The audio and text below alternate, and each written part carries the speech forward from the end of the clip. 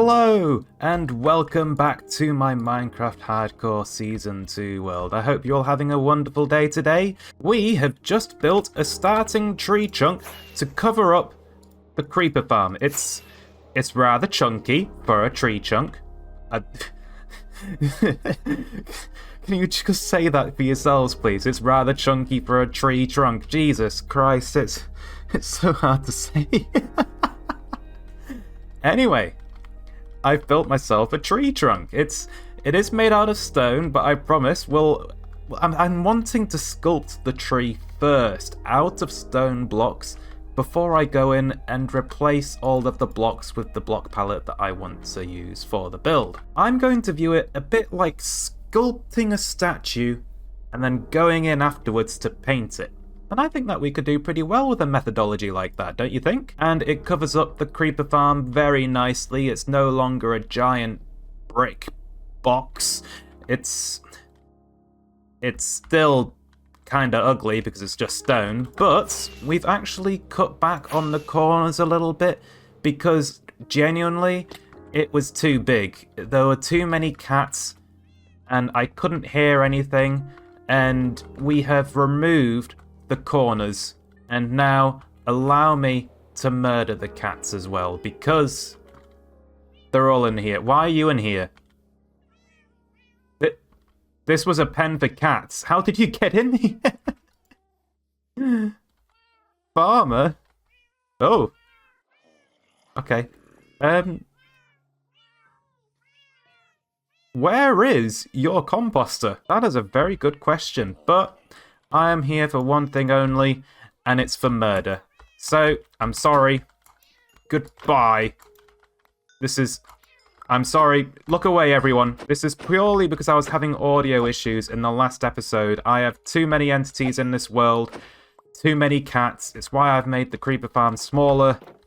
And now Whistler's gone on a rampage again. I'm sorry, everyone. It had to be done. Let's remove this poor cat pen.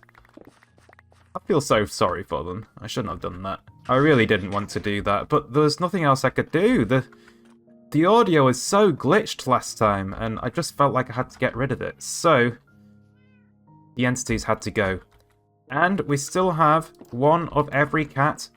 Well, every cat that we've got at spawn. We've got a jelly cat, we've got one of these ones, we've got one of these ones. I don't know what the names are for all of these different cats. But we've also got the survivor, the last survivor of the murderous rampage that we went on in the last episode. And I actually believe that there could well be another one in here somewhere. Am I right? There is.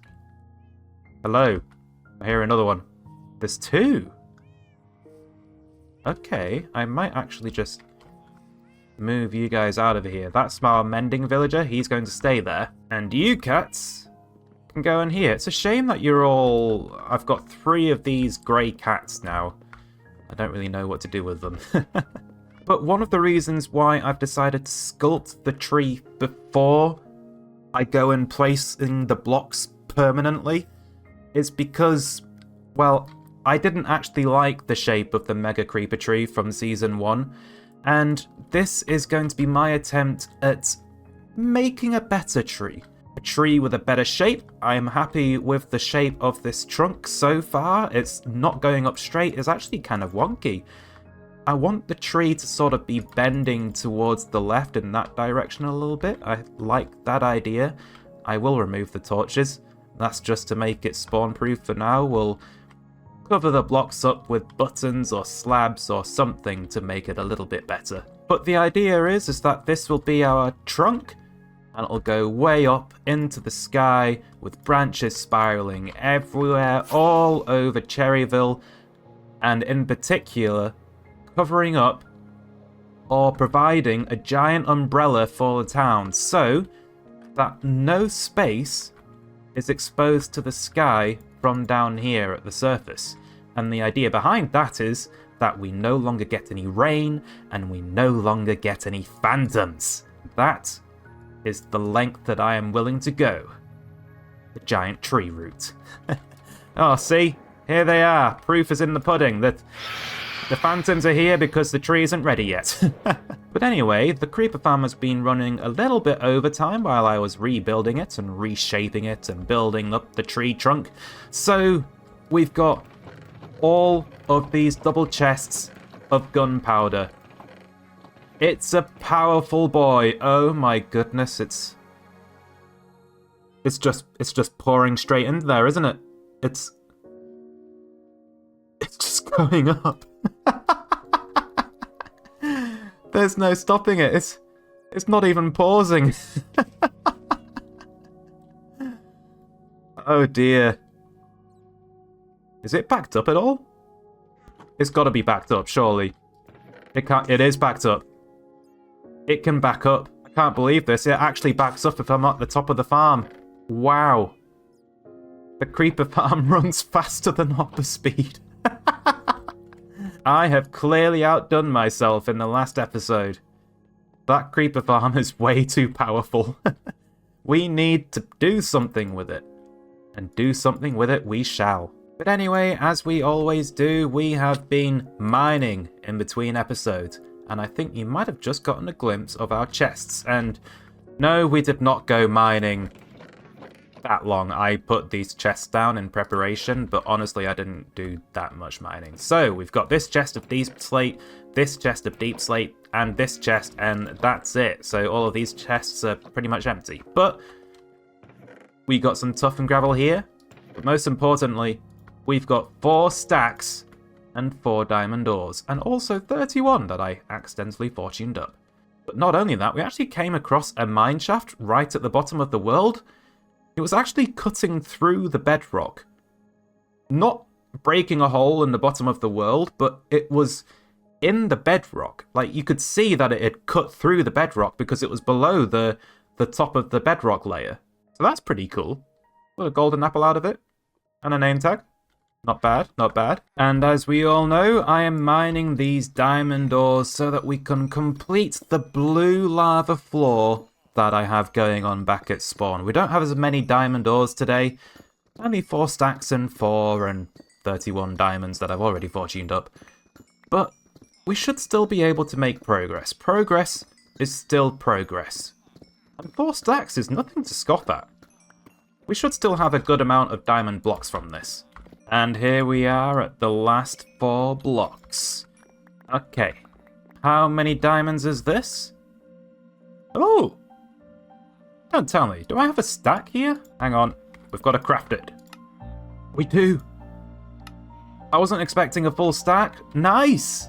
Let's get those into the floor. Now, this is a bit awkward. I've kind of built the tree trunk around the nether portal. We're going to need to rebuild this nether portal in a better place. I've got an idea for it. And it's going to be like a proper nether portal build.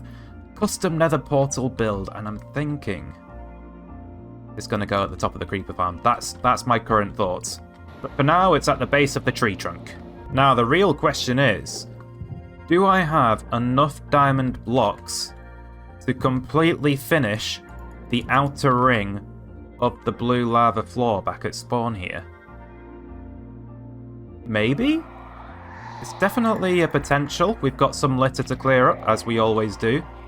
Oh, got some more over there too. Get out of here. And now I guess it's just a matter of removing the sculk veins and replacing the wool with the blocks. Let's see how much progress we've made here. And with this, we have just run out of diamond blocks. So we were not quite able to finish the outer ring. We do still have 3 diamonds. In fact, do we have enough for a diamond block there? We've got 3 there. We've got... No, we do not. Okay. That is all the progress we are making today. A stack and 3 diamond blocks. It's still good progress, but I was really hoping to have the outer rim finished today, but I guess not. But there's always next time. There's not really that much distance between there and there, is there? And then it's just the interior of this side. I can smell completion. Oh, I still have an audio issue. That's no fun. I thought I must have fixed it by killing all of those cats, but I've just gone back to being deafened again. Why is that? What is wrong with Cherryville? Because I thought that I was going to do a really good thing killing those cats to get my audio back, and it's not really worked, has it? I really want my audio back. I want it to be fixed. This is just sad. Oh, those poor rockets. They don't do anything. But anyway, this is not the time for moping about audio issues. No, we have a creeper farm now, and I would like to do something with the gunpowder. So, we already have our lovely rockets, but we also need TNT. So, what are we going to do with all of this gunpowder? Well, I just said it's going to be TNT and rockets. Why am I asking this question? No, I want to make TNT and rockets automatically. And I think a good place to do that would actually be just here. Just on the other side of the carrot and potato farm. And it's going to be right next to the sugarcane farm as well, which will be good because we've got... I could not hear these phantoms at all. That is actually terrifying. I didn't even hear them spawn. See, that's why I really wanted my audio issues to be fixed for this episode, but it looks like that hasn't happened yet. But anyway, I want the TNT and rocket crafter to be right next to the sugarcane farm so that we've got easy access to crafting our rockets. And not only that, it's not too far away from the creeper farm itself. We just have to link a hopper line to go straight under the Cartato farm. And then we can lead it right over here. And we can have a nice little auto crafting factory thing for all of the gunpowder needs this world could ever have. So let's see what we can do with all of that. I want my audio back. What's happened? What has happened? It's gotten even worse somehow. I don't know how it would have gotten worse from me removing entities from the world, but it has.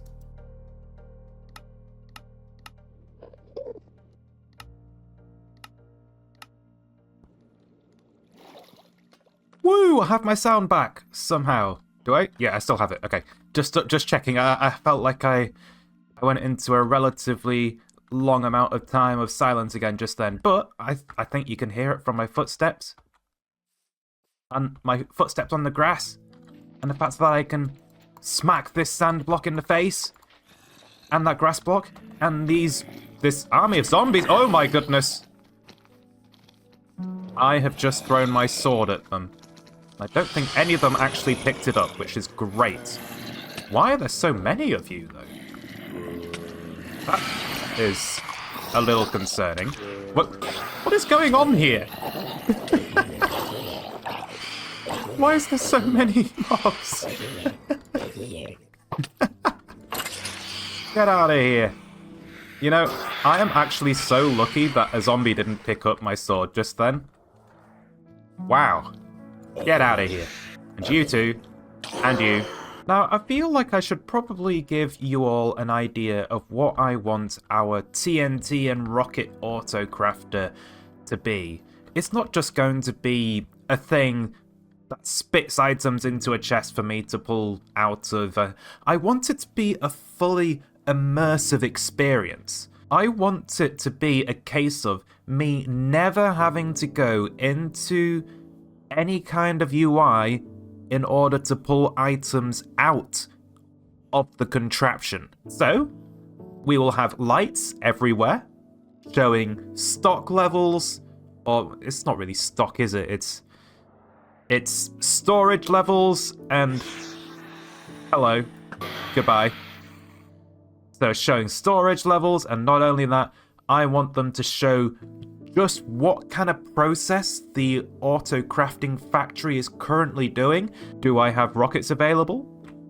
Is it currently crafting TNT? How much TNT do we have? And all I want to be able to do is to be able to press a button and for the system to shoot out either shulker boxes or just blocks of TNT. It doesn't matter. I can choose which. And I would get what I desire. That's the goal. All that with no UIs other than maybe opening my inventory if items are in the wrong slot. That's right. I am declaring this factory as a war on UIs. Their reign of terror has come to an end. Now, just for demonstration purposes, I'm going to build the system that we're going to use to input our sand into the TNT crafter. So first things first, we've got a hole in the dirt just so that it's a little bit easier for us. We're going to have a line of hoppers going into that chest over here, and then some hoppers on top of that. And these hoppers here are what we're going to drop our shulker boxes on top of. Well, we're not going to drop, we're just going to place them directly on top of them.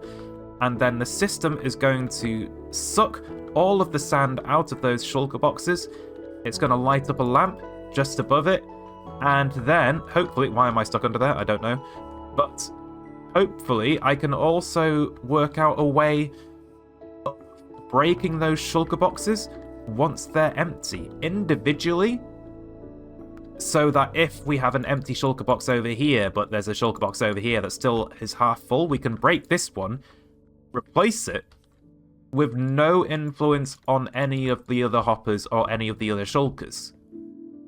I'm hoping to break them individually, if that is possible. So I've got some acacia for now. It won't be made out of acacia later. Don't you worry about that. We'll get some proper materials in. It might end up being sandstone because, well, I'm going to be placing shulkers of sand against them. But for now, this will do. And if I place some comparators over here, then I should, in theory, be able to read shulker boxes that have items in them. So my arrow box, that can be placed there. And as you can see, I'm reading the signal through this block here. And the same will be the case for the lights, my light box, and my food box. There we go. We are reading all three of those shulkers. And I'd quite like them back now. Thank you very much. Oh, it's emptying my shulker boxes. I forgot it would do that. What? Now, how do I want to proceed here? I guess if I want to have all of the shulker boxes being broken, we need some pistons. So, let's get these into place. There we go. And now I need a way of breaking them. Observers. We shall use observers. Can I use observers to do this? Actually, it might be easier if I just break the pistons I've just placed. Yeah, there we go. This should do the trick. Place those very easily. If I am able to move these observers in and out of place somehow, I could potentially get it to break the shulker boxes? Yeah, that should work. So, let's see if we can work out a way of doing that. Okay, what if I have these comparators go into some repeaters here, and then we can have... Did I get rid of my sticky pistons? I did. Okay, we'll get those back. And then we can put some sticky pistons just here. Have some blocks just there. So the repeaters are going straight into these acacia logs just here. And now I should be able to power these pistons somehow. Ah, okay. I've got it. I know what I'm going to do. So, if I put redstone torches just here, and then I also use repeaters just there, and we get some... Why am I always being invaded? And then I put some blocks up here. So, the sticky pistons are now connected to the observers. So, if I happen to get a shulker box and dump some grass in it and then place it here, it'll empty. Ah! And then it breaks. Okay, that's great.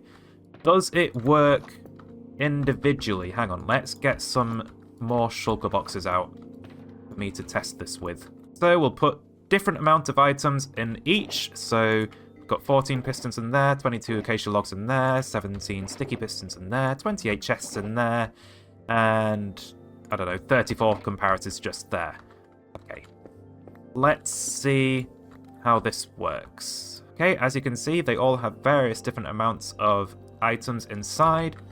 And if I place them all in like this, then hopefully we should get invaded by phantoms. But as you can see, it's actually doing its job. It's doing it all individually. That's great. Oh, it's actually worked. And we should get the entire... What I was about to say is we should get the correct amount of items back in this chest over here.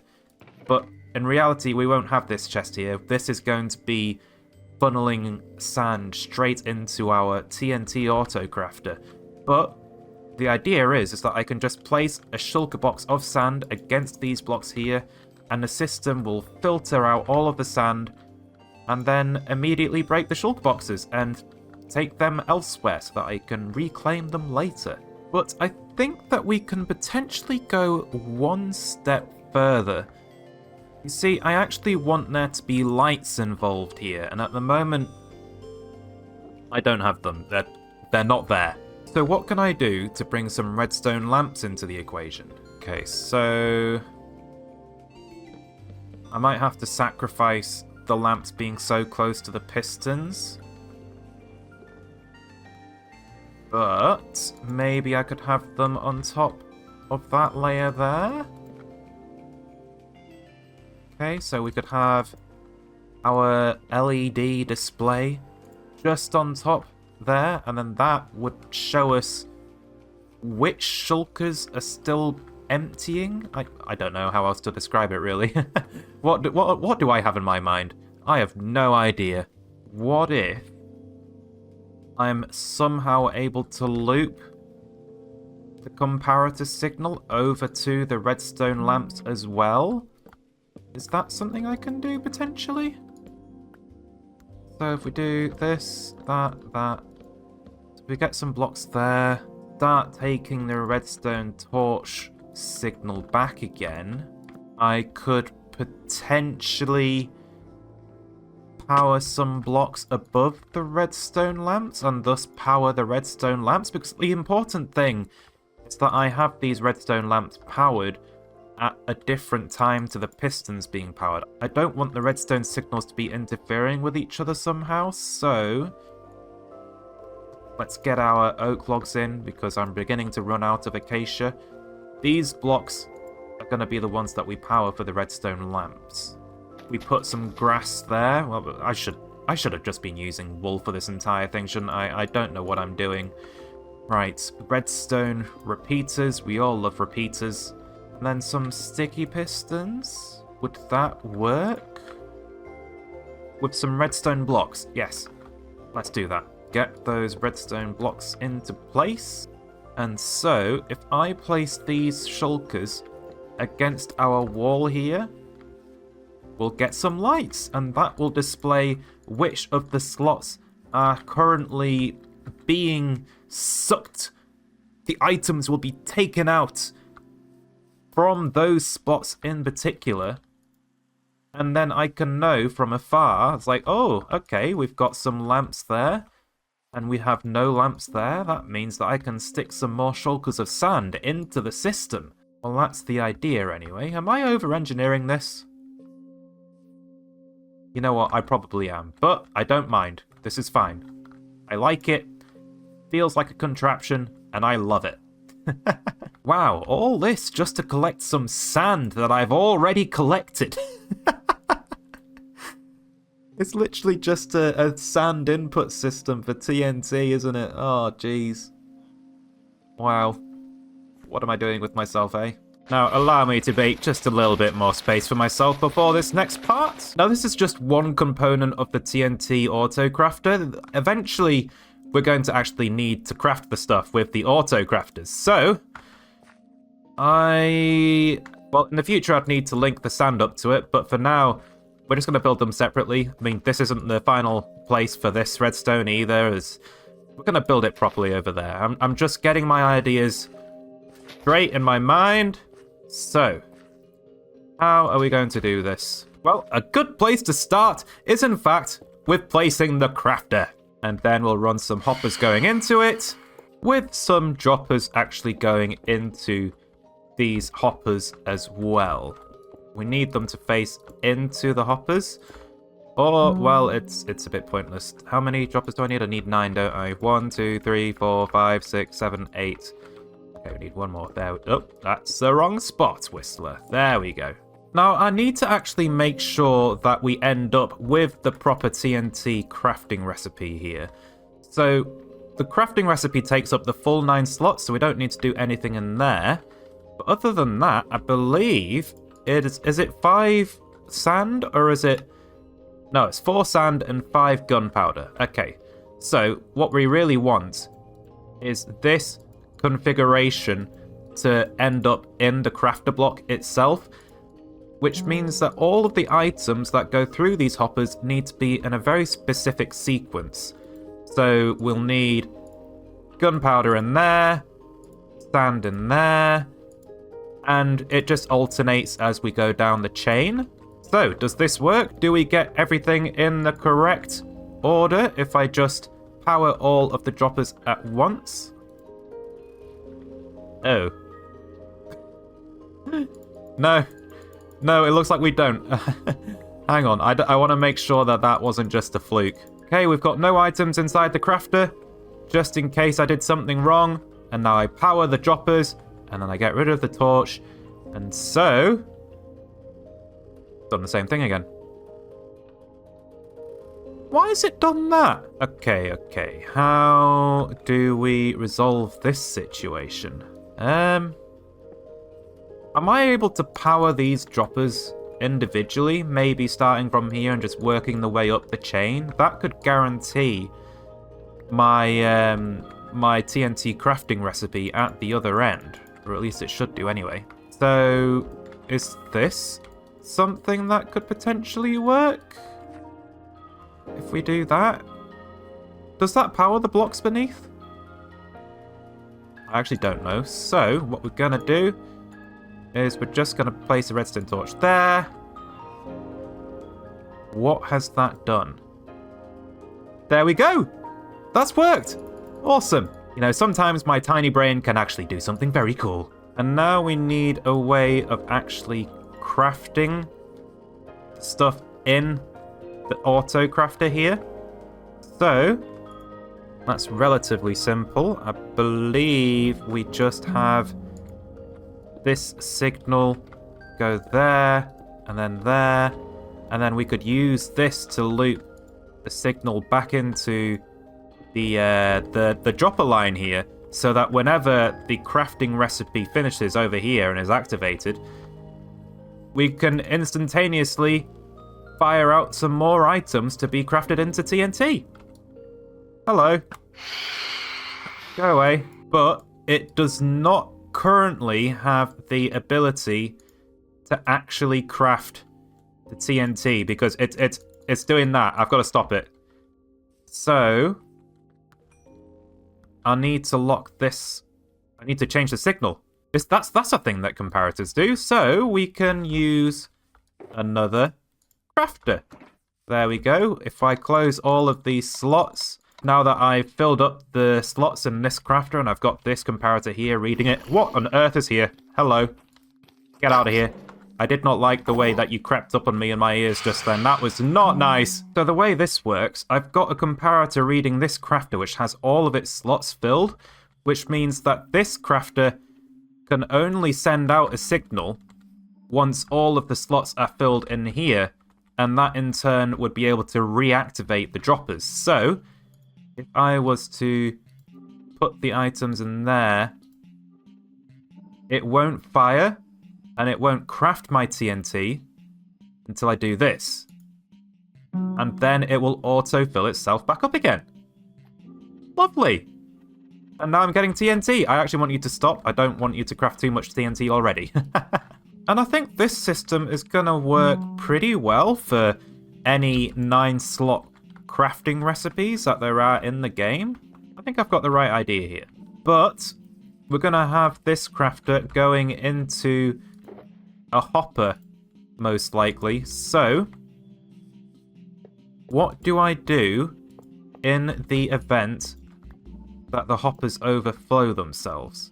So I don't want to be endlessly crafting TNT here if all of these hoppers are full. We actually really need to stop that from happening. So we're just going to read this hopper here. Go away. It should actually just be as simple as placing a comparator here. We can read this hopper line just there. And then we just lay the redstone down, going across the floor, and then we have it go into repeater to lock this hopper just here. And then that way, if, for example, I somehow managed to fill up all of these item slots, there we go, we could do that there, then we could do that.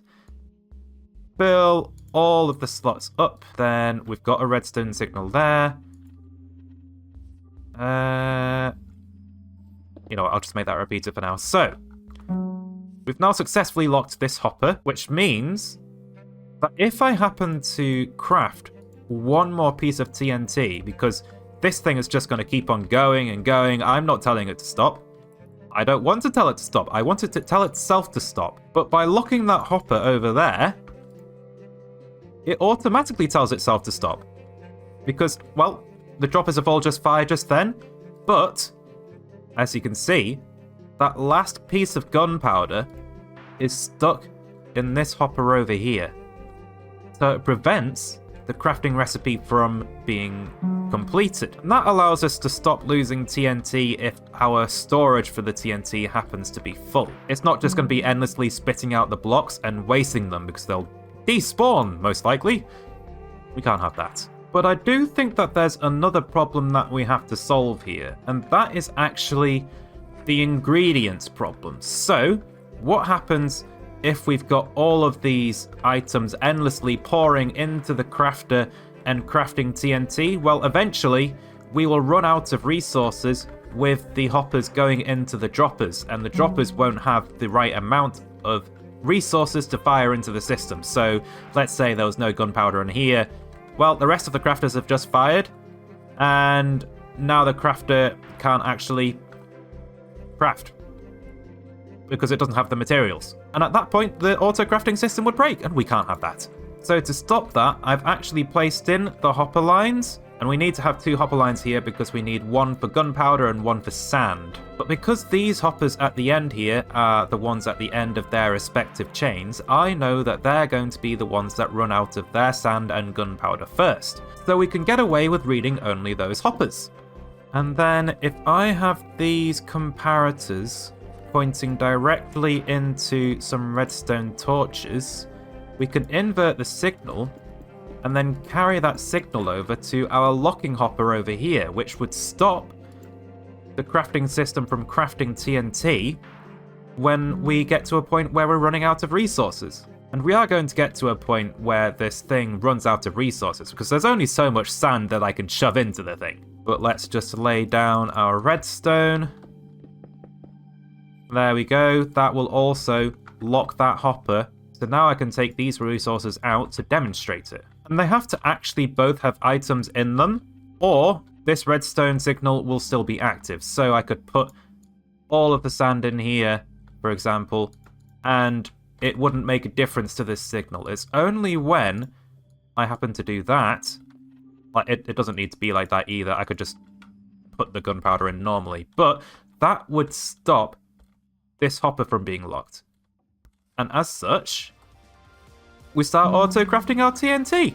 And now that we've nailed down our design for crafting TNT automatically, I say we do the rest of the redstone via a time lapse. So, I'll see you soon, everyone. Let's go!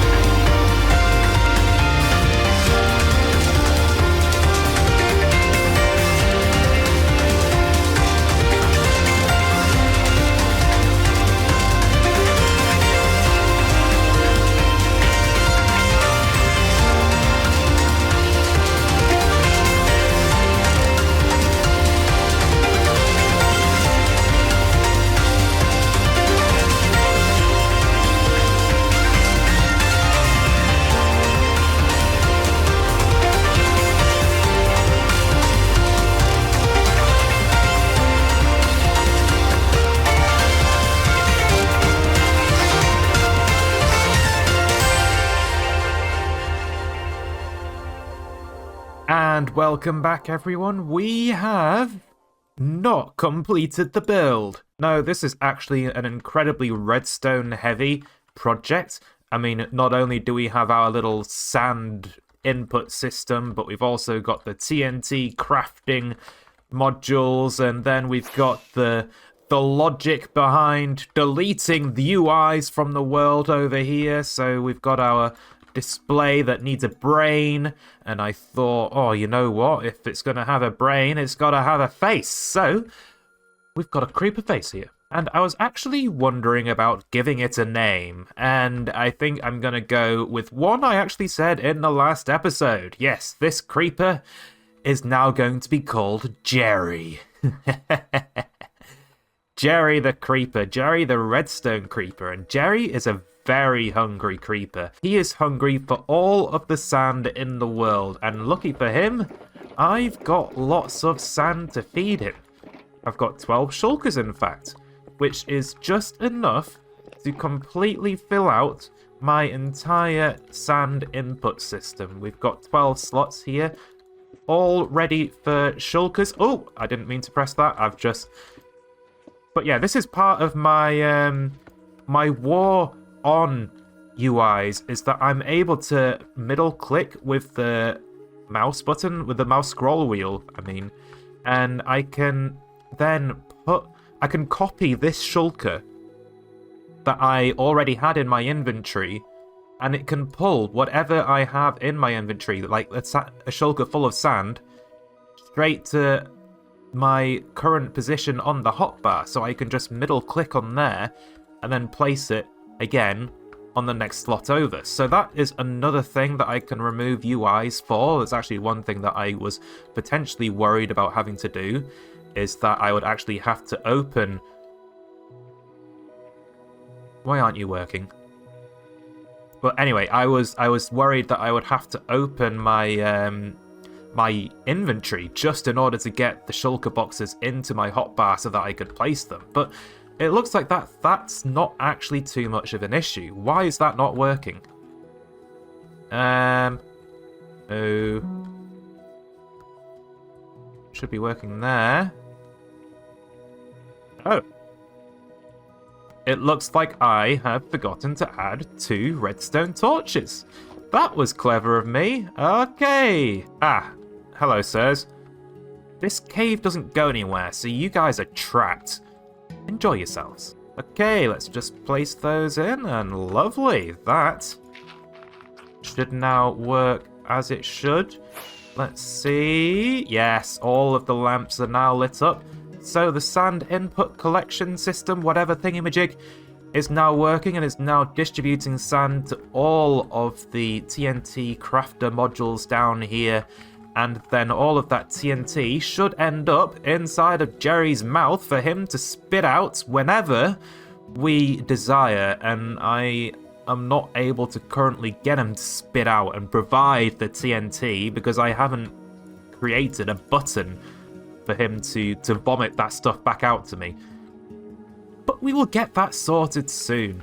We also have a little bit of a rocket system. It's not an auto crafter or anything like that. It's just the system for the lamps. I place a shulker box here, and when it's full of rockets, the lamp up here should light up, indicating that the shulker box is full of rockets. And I've got 3 different modules here because there is actually 3 different types of rockets in the game. You've got 3 different speeds. We've got speed 1, speed 2, and speed 3. And speed 2 goes a little bit further than speed 1, and speed 3 goes a little bit further than speed 2.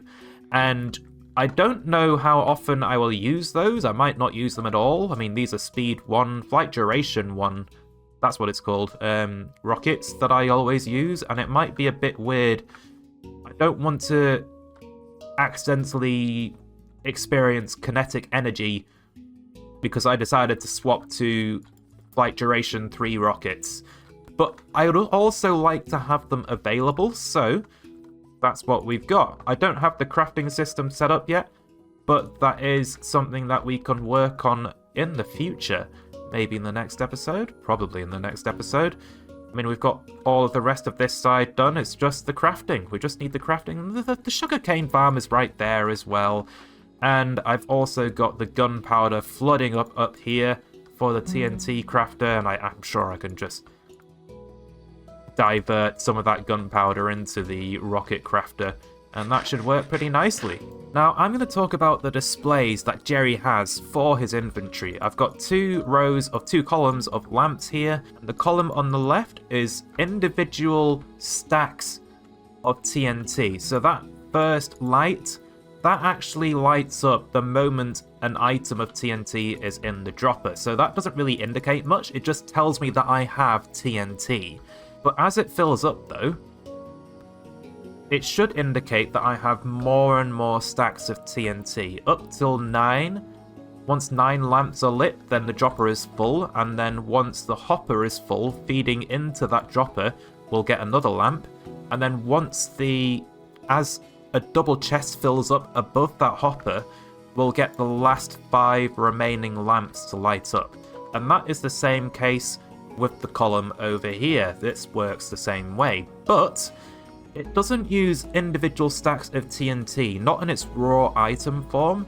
No, the column on the right is all about shulker boxes, which I don't really have a good supply of.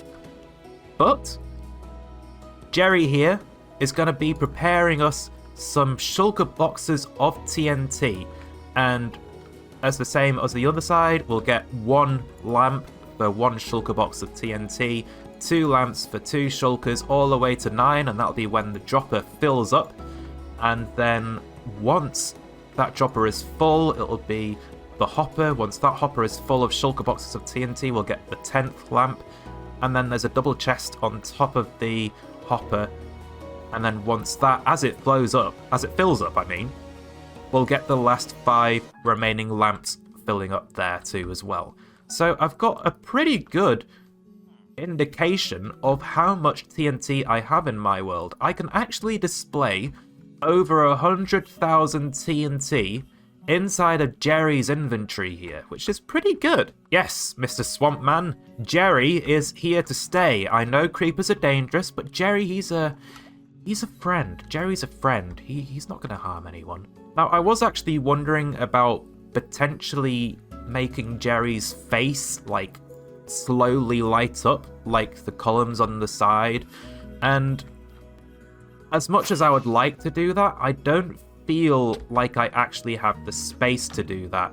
I mean, if you look down here, I've got so much redstone going on for these individual lamps. There's just no space to individually power on and off a lamp at my own will. I feel like it would be a struggle. Like, how on earth am I supposed to power the lamps behind these hoppers? I have no idea. That's just not going to happen. But, as you can see, we have 1 TNT in the system. That's right. So far, we have crafted 1 piece of TNT. It'll be more soon, I promise. And I guess that's just an issue with Jerry being as freshly newborn as he is right now. So I've just given him 12 shulker boxes of sand. And that will work great once all of the sand has flowed to the bottom and starts filling up the hoppers and the droppers in each of these auto-crafting modules. But it does need to fill up those hoppers and droppers in order for the system to actually start producing TNT, I mean. I am not expecting to get the correct amount of TNT back. I've just inputted 12 shulker boxes of sand, so theoretically we would get 3 shulkers of TNT back, but because the hoppers and the droppers are filling up first before it starts crafting the TNT, I don't feel like we'll actually get too much bang for our buck at first. So, where's a good way to display this? So, we've got a hopper here. I believe... Which ones are the sand hoppers? Ah, there we go. So that's a sand hopper. A dropper. That's a sand dropper. That needs to fill up. That needs to fill up. That needs to fill up with sand. And that's just wasting all of the sand that I have gathered previously. But unfortunately, it's kind of necessary. And the same goes for this. This is where the sand currently is. And it will slowly fill up all of the droppers and the hoppers in the system. and we'll start getting our first bits of TNT. We've already got one up there, and I think I crafted that one by mistake, but it works, so why not? Why not just let it do its own thing?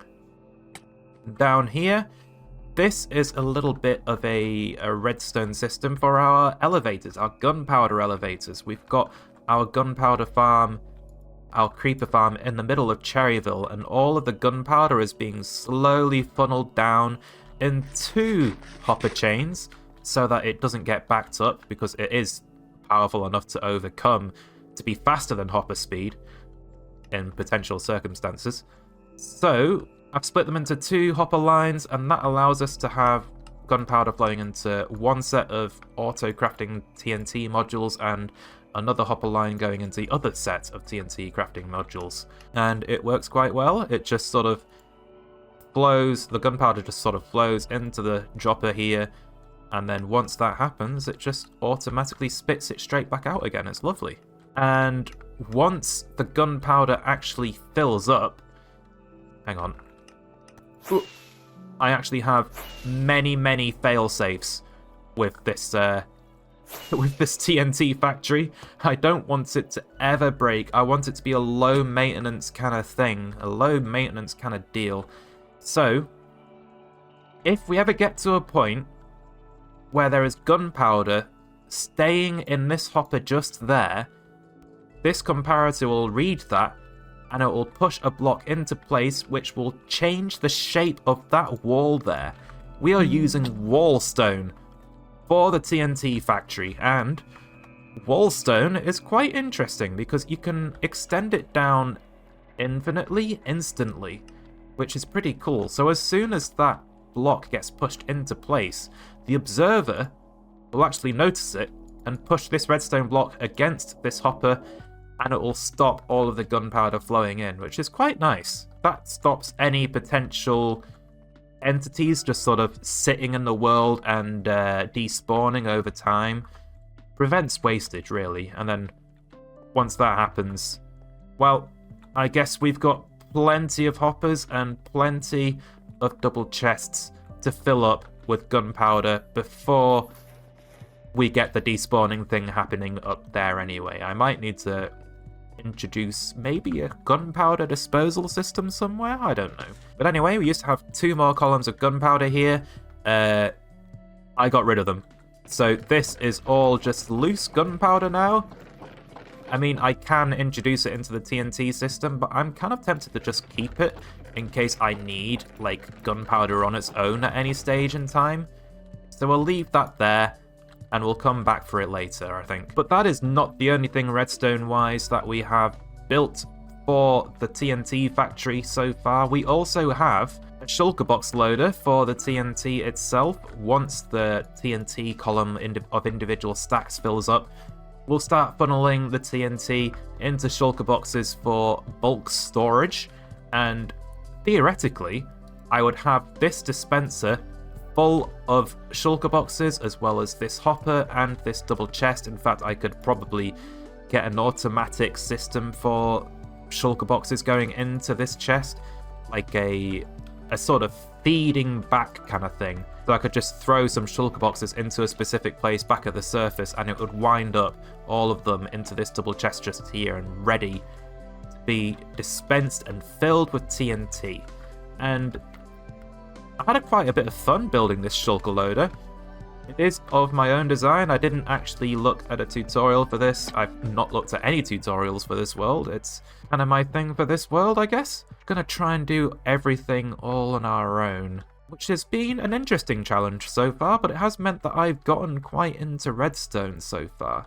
Like, I'm actually working out how things work. I've actually made use of locked repeaters here. And this is part of another failsafe that we've got. So I don't want to be wasting shulker boxes of TNT. I don't want to be firing them up a dropper line and potentially having them fire out the top or something like that. Or potentially even filling up the hoppers here and then dispensing hoppers and then breaking them and then losing that shulker box of TNT, which is not ever going to happen because I would have to have probably over 200,000 TNT in the world for that to happen, and that's not likely, let's be real. But fail-safes are fail-safes, and I like fail-safes. So, once this hopper gets a reading here, it's got a shulker box of TNT in it, then we'll carry that signal over here, and it will lock the system. It will no longer dispense shulker boxes, and it will no longer break them either. And I do actually really like that I've built redundancies into this factory. It's nice to know that things will just work, and I will never have to actually put in any maintenance into the thing. Or at least, I think it will work. I could have missed something. Like, I missed the 2 redstone torches at the top earlier, didn't I? But once the TNT has been crafted or shoved into shulker boxes, we'll have them going into this item, this dropper elevator here, I mean, and that will take it straight back to the top of Jerry's redstone logic up here. So it goes into that hopper line here, and then straight into the double chests and the hoppers and the droppers that make up Jerry's mouth. And then he can spit them out if I actually made a system that allowed him to spit the TNT out for us, which would be pretty nice. We want to be able to make use out of Jerry's vomit. Do I have to say that? Is that what TNT is now? It's just Jerry's vomit? Oh, Jerry. I'm sorry, dude. I'm going to give you indigestion, aren't I? Oh. But there are things that I would like to do to improve this build further. Like, for example, we need an actual button for Jerry to actually vomit out the TNT for us. Get out of my face, please.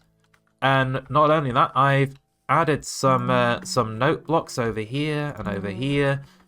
And I think what I'm going to use these for... Oh, look at that. The shulker boxes broke. That's great. Did they end up in the chests? No. Okay. Where are they? They're there. Oh, okay. I know what they're doing. So, because there's sand in these hoppers, we won't get those shulker boxes back for a little while yet. But anyway, what was I talking about? Oh, yes. So, this note block over here, I think I'm going to hit this one. So, the plan is, when I hit this note block, we'll get the shulker boxes back that I have placed along the wall here, which will be pretty good. It'd be nice to be able to reuse our shulker boxes and have easy access back to them, because at the moment they just sort of go straight into the system. Eventually they'll end up in this double chest, and there's another one on the other side. We've actually split the input system into 2 halves. We've got 1 half there and 1 half there, and that mirrors the TNT crafting on the other side. If that makes sense, I hope it does. Ah, hello. What do you have for me? You've got rooted dirt. Coral! You've got coral. I always buy the coral. It's the only renewable way of getting the coral blocks, so you've got to get them. Gotta get him. Where's he gone? He's on the other side of the beacon. Give me that coral, please. Thank you very much. And the dye, and the rooted dirt, and the purple dye. Sure, and the beetroot seeds. And... do I want those? Yeah, sure. I'll take those too. Thank you very much. And the other note block I have over here is part of another system that I haven't really mentioned yet. So, when I come back to Jerry with a half-full shulker of TNT, or maybe I've got a few TNT blocks that I didn't use when I was going out in the world and blowing stuff up, and I thought, oh, you know what, I've got some TNT left over. I want to be able to put them back into the system. So I'll have a drop-off point, but what if I accidentally throw my pickaxe in, and I throw the wrong thing in, and then I've lost the pickaxe to Jerry? Well, I'm gonna hopefully figure out a way of giving that stuff back to me, and Jerry will hopefully just give it straight back upon pressing this note block. You've got to ask him nicely. You've also got to feed him. He loves sand. He really loves sand, which is why I just gave him 12 shulkers of the stuff. He loves the stuff. He thinks it's coarse and rough and irritating, and it gets everywhere, and that just goes perfectly with a mind of destruction like Jerry the Redstone Creeper over here. But yeah, I'm hoping you all getting the right image of what I'm hoping to pull off here with Jerry the Redstone Creeper. He's gonna vomit stuff out for us, and he's gonna be producing rockets and TNT for us, and we're just gonna treat him well. We're gonna feed him lots and lots of sand. He's a very hungry boy. I mean, he's already eaten 4 shulkers of sand, and he'll get these soon. Ah.